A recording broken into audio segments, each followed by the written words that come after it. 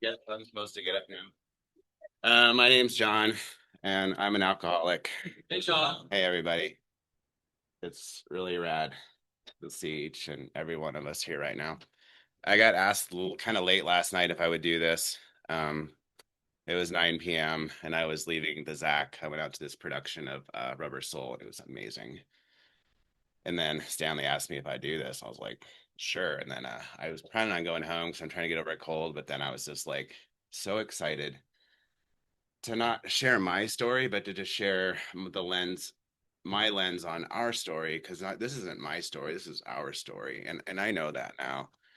And so I went out to the Dark Horse, and someone asked me while I'm there. I'm like, "Well, I'm a sober alcoholic, and I got asked to do the speaker meeting, and I'm really excited. I just didn't want to go home, and it's rad. Like I absolutely know I'm an alcoholic.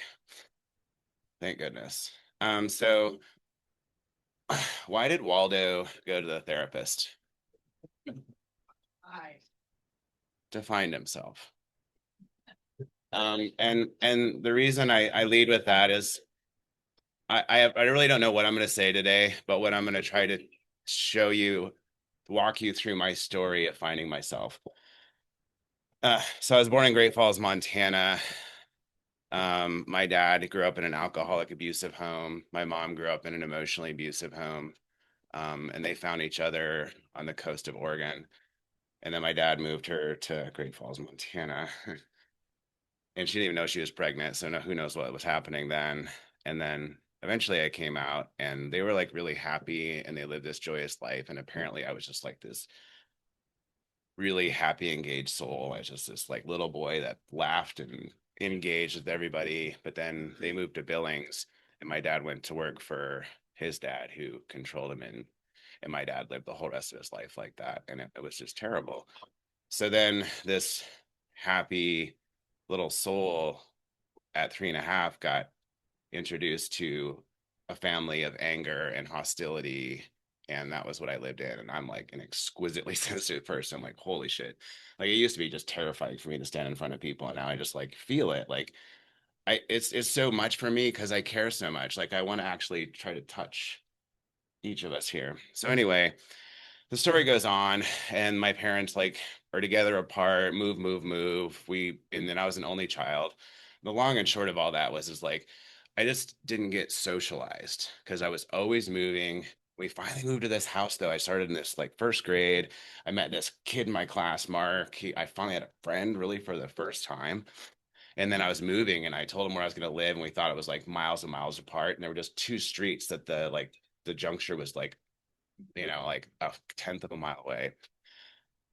And I started developing community and I made friends and I was like learning to socialize. And then, my parents were still doing what they were doing. And then they got divorced. And I was like 8.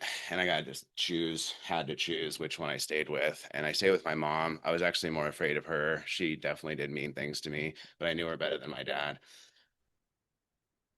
And I now know what like my mom wasn't like doing drugs, but she was not emotionally sober. And she started, pardon my phrase, but she started banging the teenager across the street. And man, everybody in the neighborhood knew that. And here's this exquisitely sensitive soul who's finally connecting with everybody. And there's just something like absolutely nefarious going on in this life. And I had zero coping skills of how to deal with it and no support system.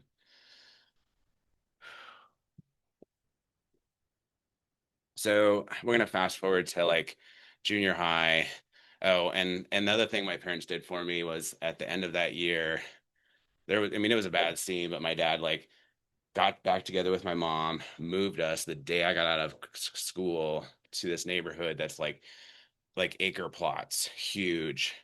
And I spent the loneliest summer of my whole life because I had no school, no way to make friends, and I was like painfully shy.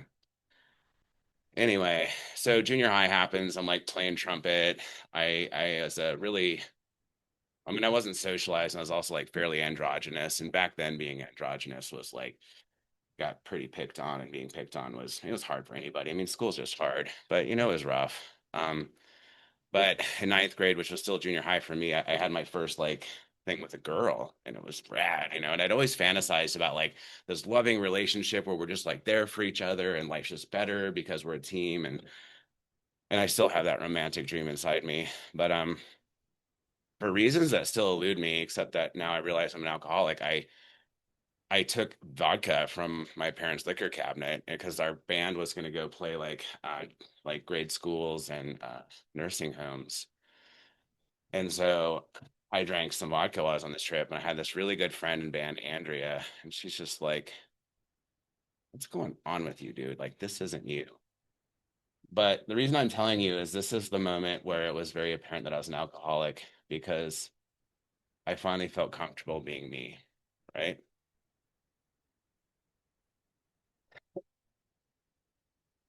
And it's like, I guess I really hope that we can share this information with our culture and teach people that alcoholism is actually a disease, and these are the warning signs. Like there's television, there's commercials for stroke signs and all these things. Anyway, this is neither here nor there, but I rolled through high school. I had periods of not drinking and drinking. I was an abnormal drinker in that I tend to drink too much, and I definitely got super out of control and made a fool of myself, like that story. Um, but yeah, I mean, I hadn't had any like really bad negative consequences, and I was not a daily drinker. And honestly, most of my friends drank more often than I did, but when I drank more than they did. I know I'm boring you, Matt. So I'll try to work on it. So then I was going through this rough period of life, and I learned to fly a hang glider, and that was like really good for me because being around in the squirrel cage in my brain is just terrifying. And the things that my brain makes up and I believe. And then when you're like about to hawk off a mountain, like there's nothing else in the world. Like what. But eventually I crashed a hang glider south of Butte, broke both femurs, knee, ankle, arm, little head injury, if you could tell. And after that, I had done some of that Bikram yoga before. It's like that hot yoga, 104-degree room, 90 minutes strenuous yoga. Like, whoa. And I just knew that would help me walk again, as well as it's like it's prayer and meditation, and it's what we talk about and what the work we do here that I still do very little of. Um, and I was healing and I was doing better, and my yoga studio decided to do this competition, but the competition is really promoting, or well, not promoting, but it's really giving people the opportunity to see yoga. It's really like attraction rather than promotion, but it has to happen in a public place. It has to be free. So I find myself, and it's like 7 postures. You have to do the 7 postures in 2 minutes. And so I'm like, I practice and practice and practice. And never once did I do all 7 postures without falling in one of them. And we get to this place, and it's in the mall outside of one of those places, and there's like hundreds of people, and I'm in my little yoga costume, right, in front of all these hundreds of people. And the guy, there was only 2 boys, and the one that was doing it with me is like an amazing yogi, and me is a really broken person just trying to get better, kind of like alcoholism. And for the first time of all the hundreds of times I did those 7 postures, I didn't fall because I looked out at everybody, and instead of being afraid, I realized they wanted me to do well.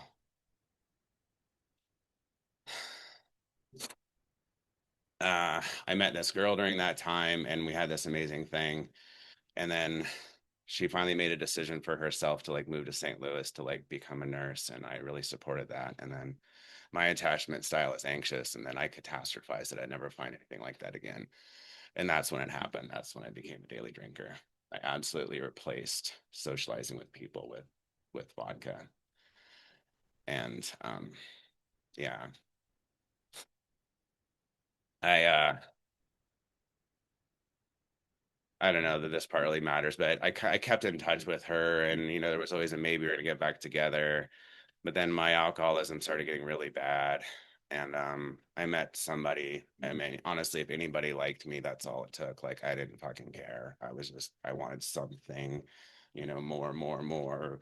I don't want to deal with me, and that she had a definitely has a beautiful spirit, and I still know her now. But I was, the things that happen when you're an alcoholic. And I'm Jekyll and Hyde for sure. I feel like I'm a really loving soul that wants to touch the world well, but I'm also a person full of fear. And when I get drunk, like that fear elicits really unfortunate behavior. And so one day she was in Lolo and she's like, "Oh, have you been drinking?" And I'm like, "No." She's like, "Well, okay, then you should come over." Because if I was drinking, she's gonna come over to my house. And I'd absolutely been drinking. And I'd like any alcoholic, I never knew how drunk I really was. And I got called into the cops and I got what was my second DUI. And the long and short of that story was they ended up eventually getting me into a monitoring program is because I'm a nurse. And you have to like check in and pee. And I got to keep my nursing license, got to keep my job. Like I didn't lose anything. But then I asked this person to marry me who I had known only while drinking. I knew her for 6 months. We went to medical mission together and I asked her to marry me when in Honduras and we got married. And honestly, things seemed pretty cool. And I got in this monitoring program in like January of 2015 and I was sober um and the monitoring program made me go to meetings once a week, but we had this caduceus group, which is like other medical professionals, and we just sit down and talk. And finally, someone in there's like, "This is not an AA meeting. Like, you should go to an AA meeting."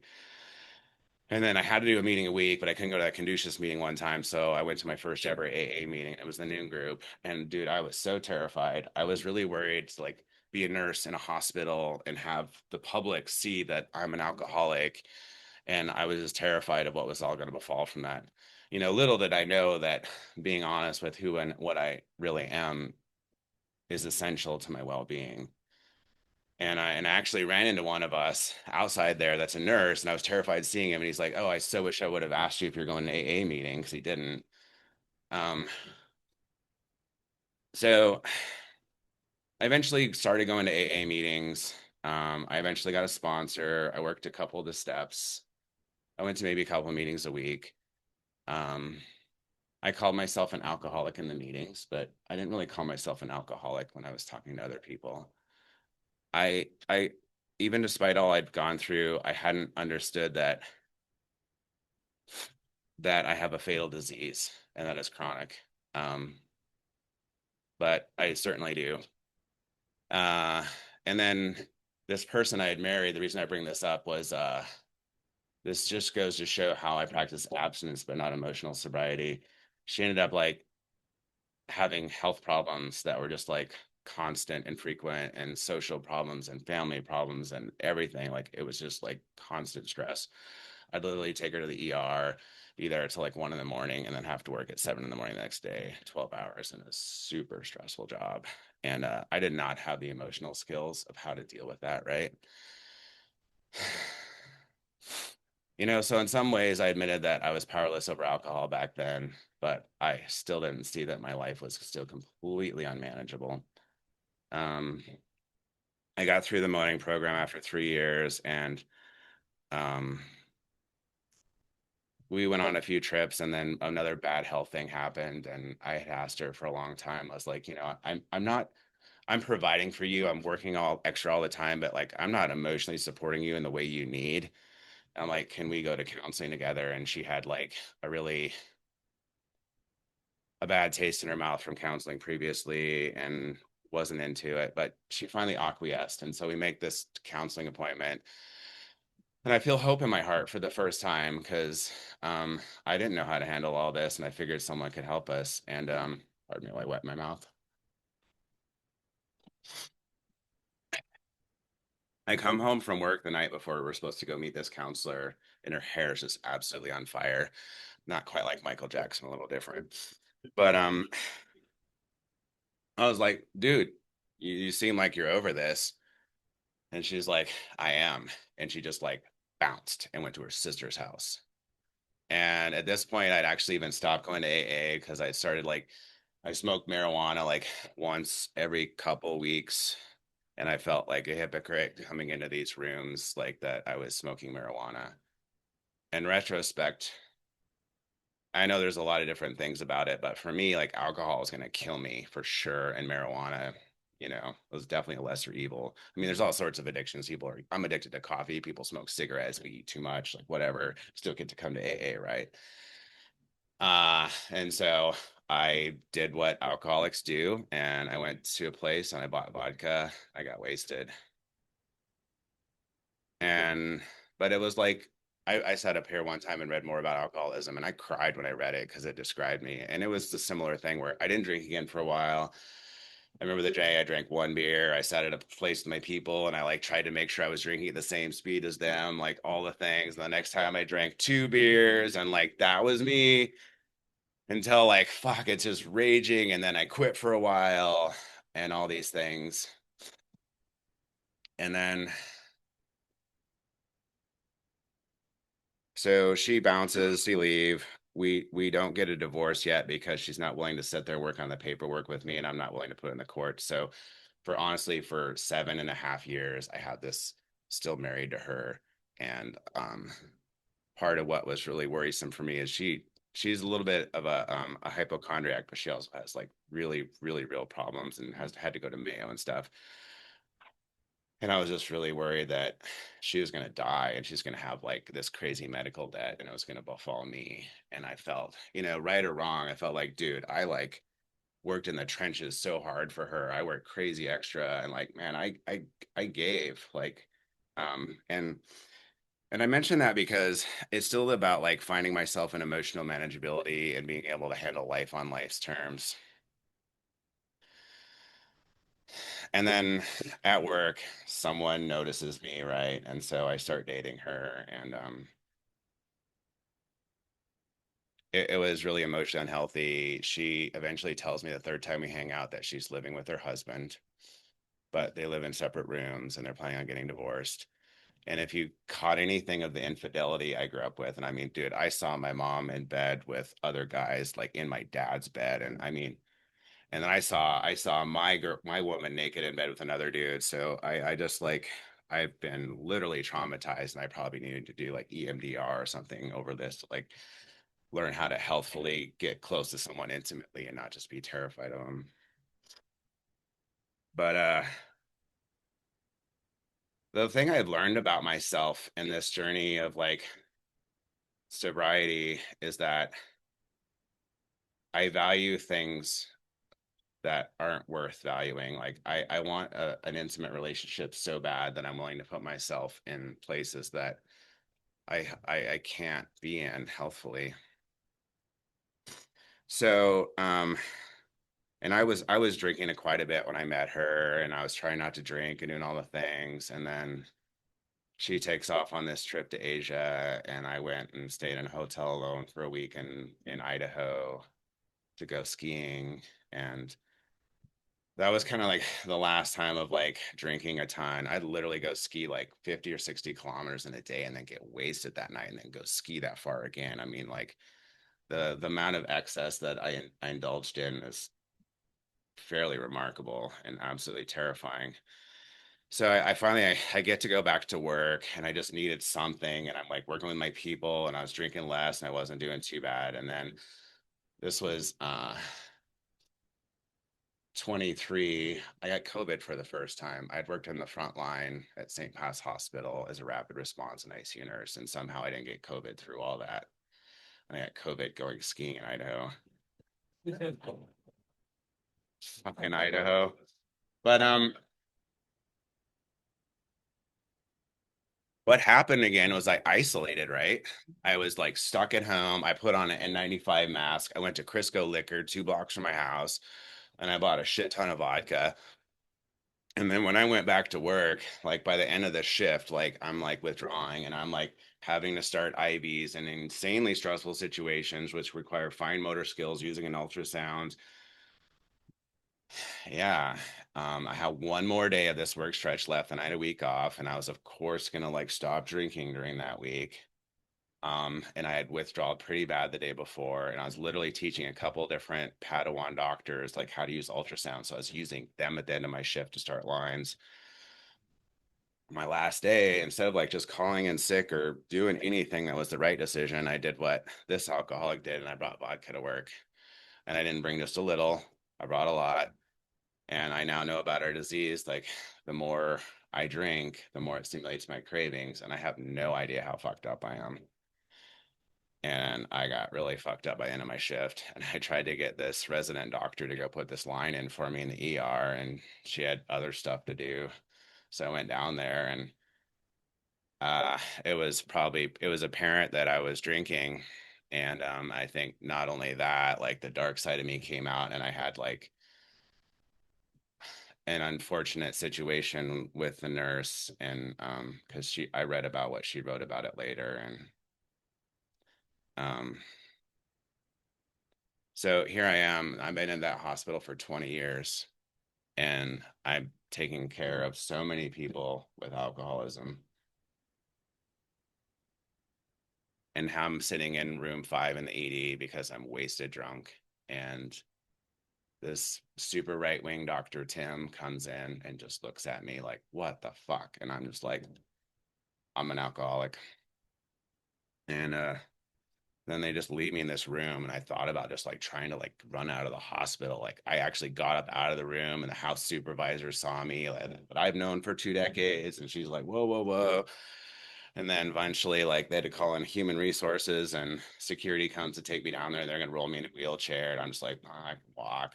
I walk down there, and they pee test me, breath test me. They did a couple times. And, I was like 0.23 or something. I was wasted at work. And talk about incomprehensible demoralization. So, the person I was still dating that person, and she came and picked me up. And then when she took me home, I was talking about suicidal ideation, and she wanted me either to go to the hospital or to call the cops. And I was refusing both. So she calls the cops, and I get on the phone with them. I'm like, well, I don't really want to commit suicide, but I just like did the most egregious thing I could possibly imagine doing. And I'm like really struggling right now. So I acquiesced and went to community to their ER, and I sat there with the physician, and I like absolutely told him what happened. And he just looks at me. He's like, I can't even get over your level of honesty. And I was like, well, dude, I don't want to be like this. And part of the reason I bring that up to you is that for me, being completely honest, whether I'm at that bar last night, why I'm there, or why I'm in the ED at community, is absolutely essential for me and my well-being. Um, so I sat there that night. They put me on watch. I had a sitter because of suicide watch, and it was kind of funny in a way. Then I wanted to go to the Providence Center the next day to like check in withdrawals. My manager had texted me and suggested that, but then for whatever reason, community couldn't get me into the Providence Center. So where did I have to go back to? Who wants to guess? St. Pat's ER. Right. Where like 15 hours before I had just been shit faced drunk. And I get checked in, and they walk me back to one of the psych rooms, and there's the nurse. And if she could have lit me on fire with her eyes.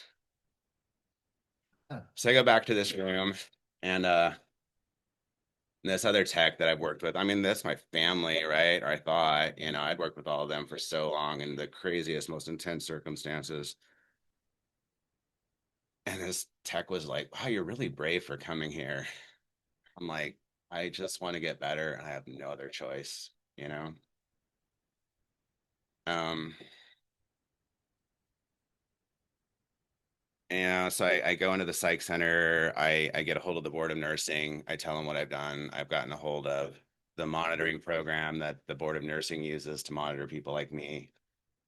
So I'm like getting those balls rolling.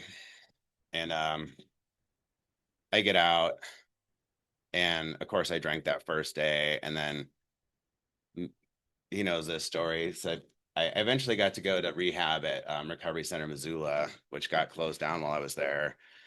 I got 2 weeks instead of a month. And my plan was to like have my girlfriend hold my methods of payment so I couldn't buy alcohol. I was going to some AA meetings, but I was just really lost soul. St. Pat's Providence was still like not saying I was fired, which I knew I was, and whatever. And so eventually I met with them, and I was fired, and like that wasn't a big deal. I had my nursing license, and I went to Recovery Center Missoula, and this monitoring program that I was trying to get into for my nursing license said, "Oh yeah, you won't lose your nursing license if you go to rehab and all these things." And then I met with the board of nursing, via phone call, and they took away my license.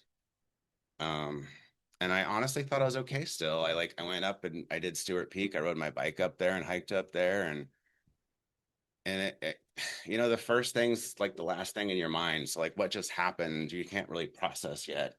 And eventually I was like, I spent like 25 years of my life between education and working, being a nurse. I was just like, holy fuck, I have no idea what to do. And man, that's when my alcoholism was like, holy cow, just like, and I'm going to back up into this story. So this nurse that I used to work with, who became a psych NP, saw me when I was over at the Providence Center. And this is someone who got trained in these kind of things. They're like, oh, well, you drank at work and got busted. Like, surely you'll never drink again. And God bless the normies. They, right? Dude, they have no idea that consequences don't mean shit. That actually makes me want to drink more. Like, I'm trying to fucking hide. Whoa. Back to the Waldo thing, right? And fuck. And I love that woman. I really do. And I love all the people I used to do medicine with.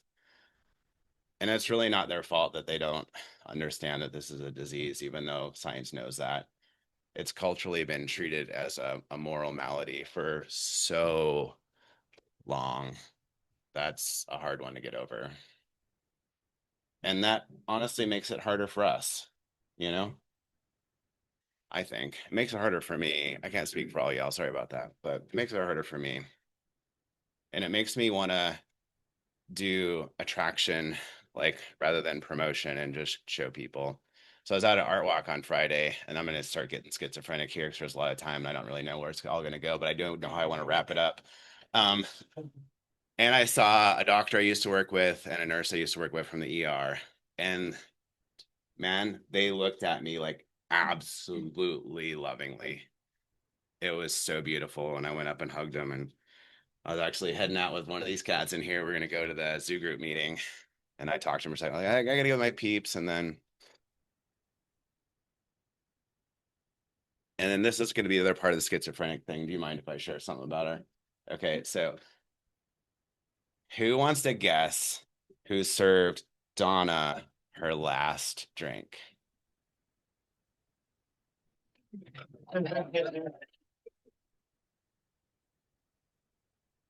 Donna was in the room. She was in our hospital. I knew her family very well, as she's illustrated to you. She had this like huge jug of gin, like half-gallon size with a little handle. And this was not long before I lost my job drinking at work. And at that point, she didn't want to stop. So we couldn't do the normal like benzodiazepine treatments for her. So the deal was like, give her like this much every hour or whatever. There was a recipe. And the nurses called me and they were really worried because, like, there was stuff going on where we didn't need her to go within, like, it would have been really possibly deadly for her to go within withdrawals, like extra deadly. And so the nurses call me. They're like, we don't know what to do. She won't drink it. And of course, another alcoholic got an alcoholic to take a drink. I just sat with her, and her daughters and husband were in the room, and I was just being really genuine and loving. And the parody of that, of like, man, I still can't get over it. And then I saw Dawn in the rooms later, and I felt like she probably didn't remember any of that. And I just asked her, I'm like, can I tell you a little more about our time together? And asked her permission, and that's actually all going to tie into like the weave of the fabric. So I somehow don't die that summer of 23. Um, and I drink and don't drink. And then I get myself on Medicaid, and I'm trying to get into Recovery Center, Montana, which was up Kramer Creek outside of Clinton at the time. And they told me on this Thursday, like, oh, we could probably get you in today. So like pack up my backpack. I'd been sober for a while, And I was like, great. And then they didn't get me in.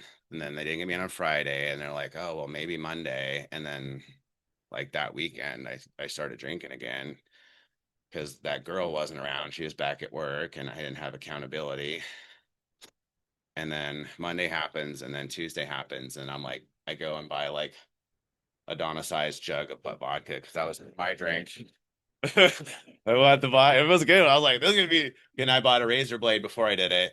I had actually tried committing suicide with a box cutter, but box cutters like skin's really strong. I'm like just sitting there like, trying to kill myself, like, man, the skin's so strong. Like, why isn't this working? And I put in like hundreds of arterial lines. I know exactly where the artery is.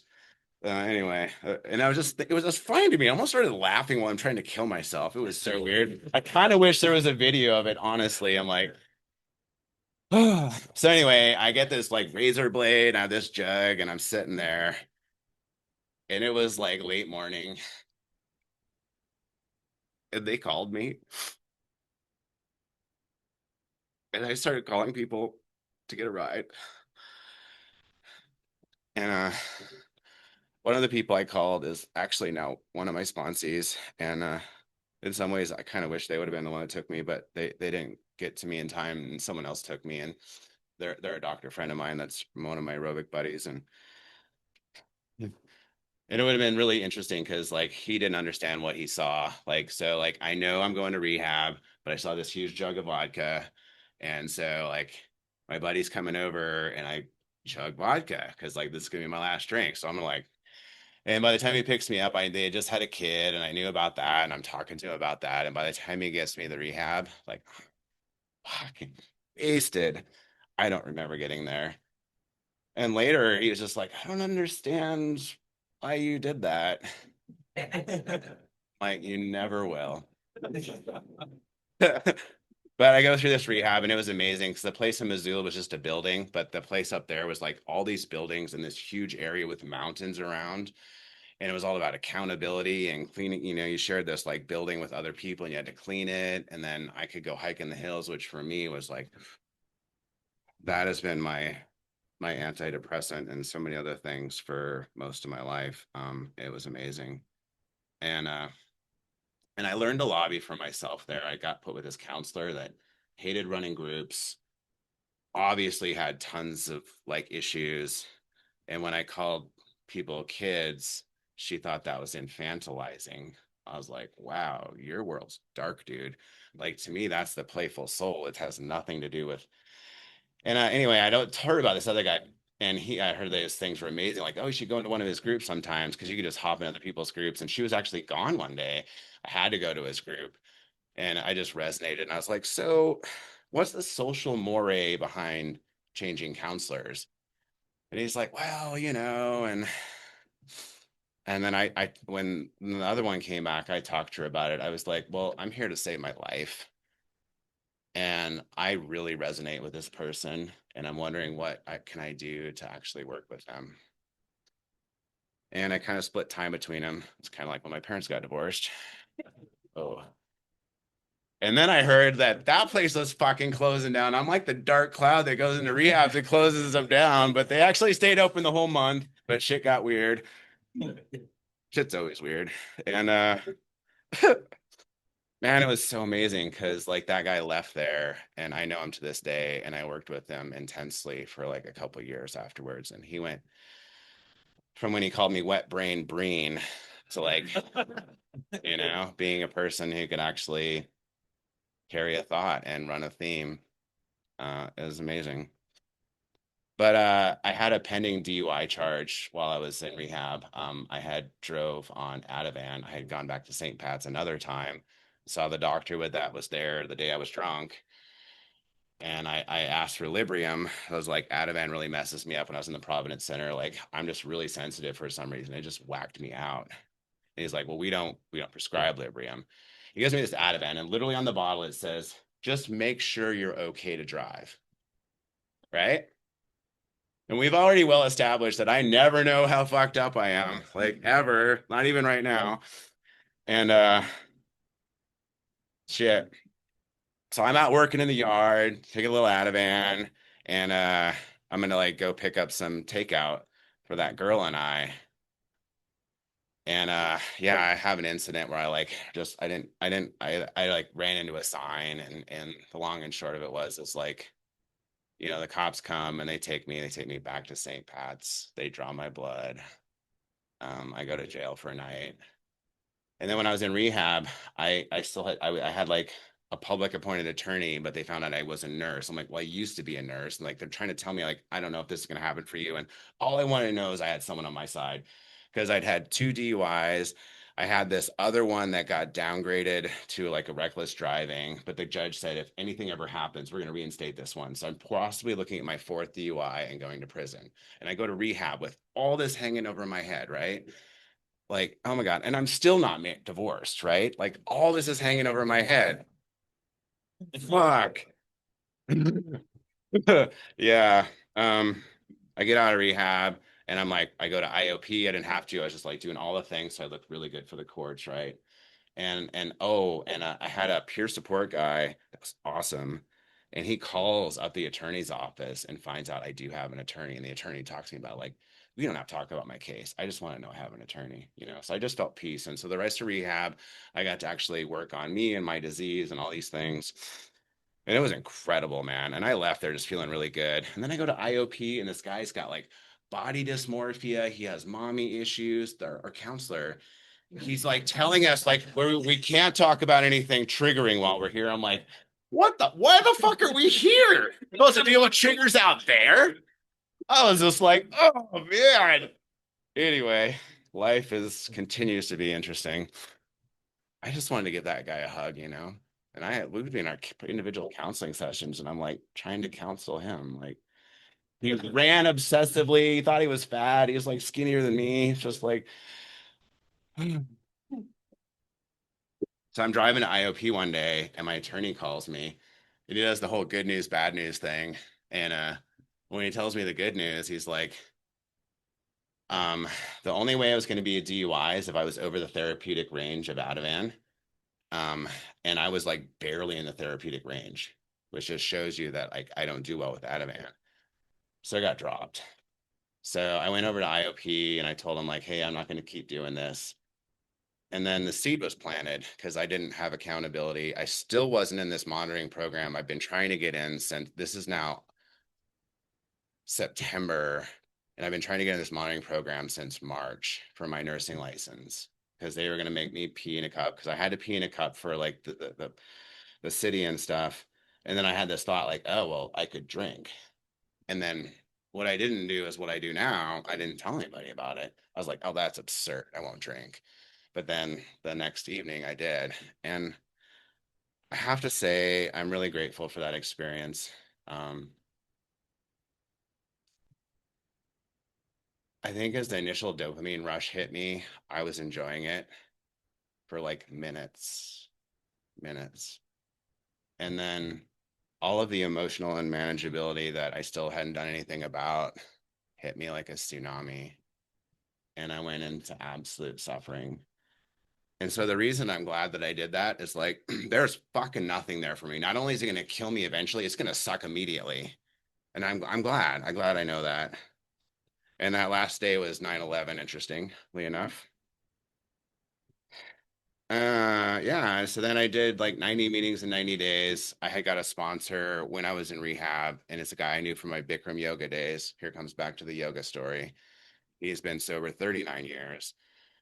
And he told me this thing that took me quite a while to really wrap my head around and put it into um to anyway.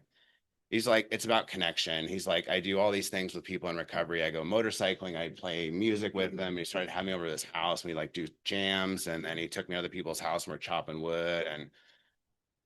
And yeah, and now here I am. Like I go out to the Dark Horse last night to listen to music in a bar, and one of us calls me up, hey, what are you doing? And they came and met me out. Like I go out to bars with sober alcoholics and I close down bars, and not only do I feel like yeah, anymore it doesn't even make me feel more safe from drinking. It's just super fun. My life is so fun. And I also just recently read this pamphlet. Like I have a sponsor. I've started sponsoring people, and my buddy's like, "Have you ever read the sponsors pamphlet?" I'm like, that's probably a good idea. I read it, and the thing that really stood out into me is like when you're looking for a sponsor, you should look at someone who's actually enjoying their life. Um,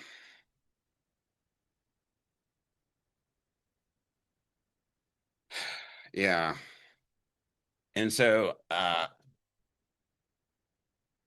come to these rooms, I worked all the steps. I'm getting the chance. I worked with my counselor. I wanted to deconstruct me. I'm like, I do all these things in my life, but I don't know which any of them actually fit me and are real to me, or just things I got pushed into or did for other reasons. And little by little, I started to get more comfortable in myself because, like, when I took that first drink, I got inebriated at that band trip. It was only the first part of the solution was like, yeah, I wanted to just be me, but I wanted to be me and connect with you. But I was being me, or so I thought I was, and not connecting. And so, like, that's why alcohol was never the solution for me. Like, I want to just like feel safe enough in myself to be authentically who I am. But if I'm not connecting with all you all, then I am lost and hopeless. Like we are herd animals. I'm a herd animal. I grew up so alone, and I feel the least alone I've ever felt. Like last year, I got rid of that 3 year relationship. I helped my dad die. I got fired from a job unexpectedly. I had 3 surgeries. And I finally had the emotional stability to deal with all that. Like getting to be there for my dad when I helped him die of end stage emphysema. He smoked himself to death. Fucking addicts. And yeah, man, it was beautiful. It was so beautiful. I didn't even process that, oh, dude, my dad's dead. Like I don't have him in my life anymore. And then when that hit me, I got to process it and feel it. And it's amazing. Like I don't want to hide from these emotions anymore. And I want to go out to concerts and like feel the music. I want to stand here and sometimes not have a clue what I'm going to say from you all and like have that be okay and realize that we're actually all here to support each other. I want to say this thing. So I was listening to a podcast a while ago, and it was talking about normal body temperature, and they go to the history of it. And then some people have a higher normal body temperature, and other people have a lower normal. I'm truncating the story. And they eventually realized the people that have a higher normal body temperature are the people who'll feel more safe in life. Their body, on a cellular level, knows you feel safe and is willing to spend that much more energy to keep you unnecessarily warm because you feel safe in life. And here's the remarkable part and why I'm sharing it. When they found these people, they found the people that feel most safe in life have the most social connections, and they're stratified people that are really close to them, less close, less close, less close. And like, what did my sponsor tell me? Connect with people. And like, but it's taken me years, but what have I done? I connect with people. And I'm at this bar last night, and I literally just go up and talk to strangers. Like, even though I'm feeling a little awkward, like that's why we're all there. And I just let them know that I'm I don't want anything from you, but we're sharing time and space. So let's enjoy it.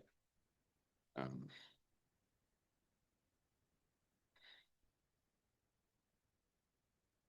yeah, the problem for me was that I didn't know how to be with everybody. And thanks to the opportunities in this program, like I needed to get a sponsor and work the steps, like that was essential.